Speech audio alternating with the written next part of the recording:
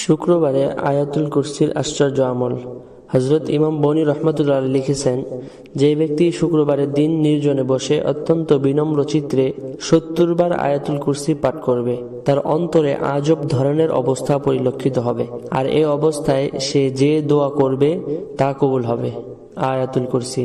আল্লাহু লা ইলাহা ইল্লা হুয়াল হাইয়ুল কাইয়্যুম লা তাখুযুহু সিনাতুন ওয়া লা নাওম লাহু মা ফিস সামাওয়াতি ওয়া মা ফিল আরদ من ذا الذي يشفع عنده إلا بإذنه يعلم ما بين أيديهم وما خلفهم ولا يحيطون بشيء من علمه إلا بما شاء وسع كرسيه السماوات والأرض ولا يعوده حفظهما وهو العلي العظيم।